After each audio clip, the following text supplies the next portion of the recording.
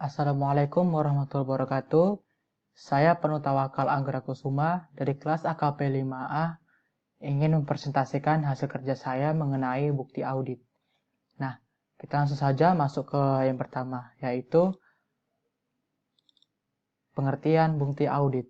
Apa itu bukti audit? Nah, bukti audit ini adalah semua media ataupun informasi yang digunakan oleh auditor untuk mendukung ataupun untuk menyimpulkan pendapatnya serta rekomendasinya juga dalam meyakinkan tingkat kesesuaian antara kondisi dengan kriteria yang ada serta keandalan bukti audit tergantung dari terpenuhinya syarat-syarat bukti audit tersebut. Karena informasi ini harus andal dan berguna agar bisa meyakinkan pihak lain yang ingin menggunakannya sebagai alat untuk membuat keputusan. Nah, kemudian mengenai tentang penentuan keputusan bukti audit itu sendiri. Nah, yang pertama itu adalah prosedur audit apakah yang akan digunakan dalam membuat keputusan bukti audit tersebut. Nah, yang dimaksud adalah di sini rincian instruksi adapun prosedur-prosedur pengumpulan jenis bukti audit yang diperoleh pada saat berlangsungnya proses audit. Dan yang kedua adalah ukuran sampel apakah yang dipilih untuk sebesar apakah yang akan dipilih untuk prosedur pembuatan auditnya tersebut.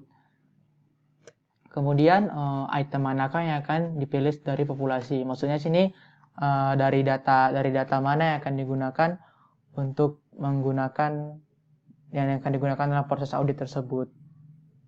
Nah, kemudian yang keempat, kapankah prosedur tersebut akan dilakukan? Kapankah proses tersebut akan dilakukan? Nah, biasanya proses audit ini dilakukan setelah beberapa minggu atau beberapa bulan setelah berakhirnya suatu periode waktu. Nah, ini juga dipengaruhi sih sama keinginan dari si klien ini sendiri. Jadi misalnya si kliennya ini minta dalam jangka waktu sekian, maka si sang auditor ini harus bisa memenuhi keinginan ataupun saran dari klien mereka tersebut dalam waktu penyelesaian auditnya. Nah, yang kemudian persuasivitas bukti audit. Nah, yang pertama itu ada kompetensi bukti. Nah, ini dimaksud merupakan di sini tingkat di mana bukti tersebut, bukti-bukti audit yang ada itu dapat dipercaya, dapat meyakinkan para klien ataupun para pihak yang membutuhkannya.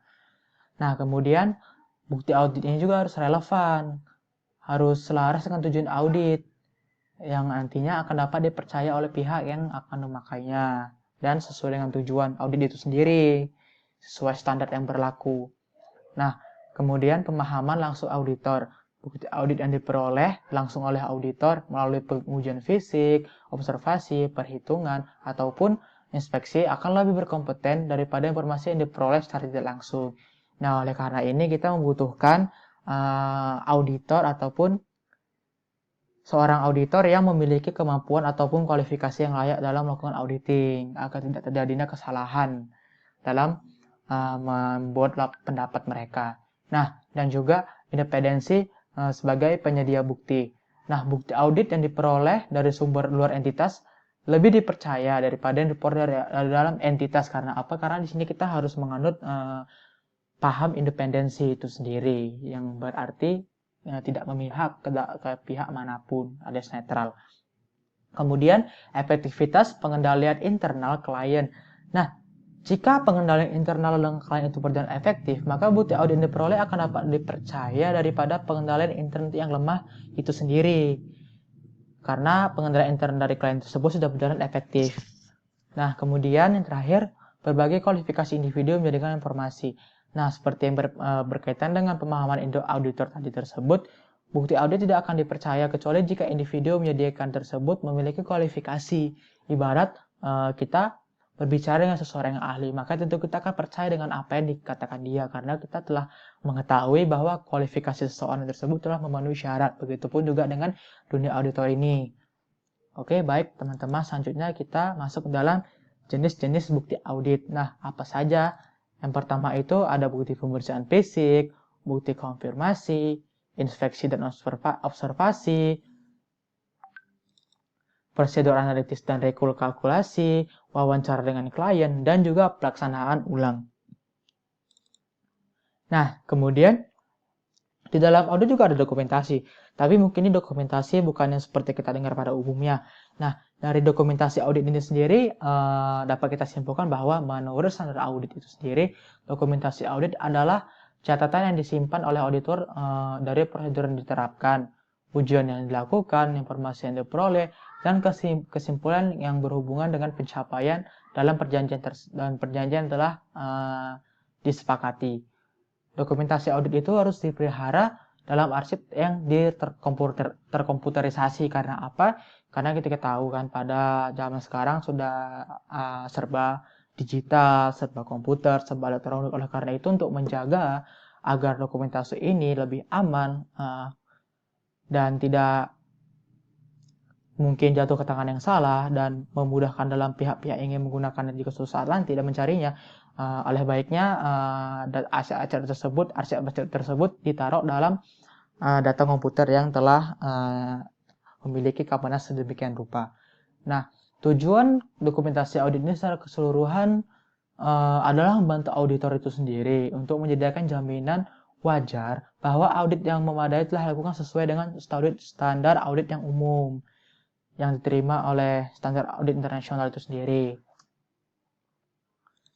Nah, kemudian juga secara lebih khusus ataupun secara lebih detail mendalam, dokumentasi audit ini yang berkaitan dengan audit yang berjalan ini tentunya memberikan dasar-dasar perencanaan bagi audit, data untuk menentukan jasa per audit yang tepat, catatan bukti yang dikumpulkan hasil pengujiannya, serta data bagi review oleh supervisor dan partner itu sendiri ataupun klien mereka.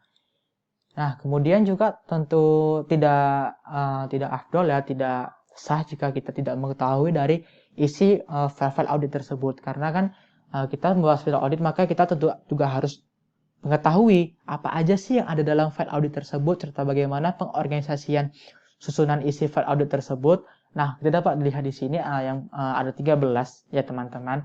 Yang pertama itu laporan keuangan dan laporan audit. Yang kedua, neraca saldo berjalan. Ketiga, ayat jurnal penyesuaian, kewajiban kontingen, operasi, kewajiban dan ekuitas, aset, prosedur analitis, kemudian pengujian pengendalian dan pengujian substantif, pengendalian internal, informasi umum, program audit, dan file permanen. Nah, oleh karena itu inilah teman-teman yang masuk ke dalam isi serta organisasi dari file audit itu sendiri. Nah, kira-kira itulah presentasi yang dapat saya sampaikan kepada teman-teman sekalian. Jikalau ada salah penyampaian atau ada salah materi, saya mohon maaf yang sebesar-besarnya, dan saya berharap bahwa presentasi yang saya buat ini dapat bermanfaat bagi teman-teman semua. Terima kasih atas perhatiannya. Saya ucapkan wassalamualaikum warahmatullahi wabarakatuh. Salam sehat.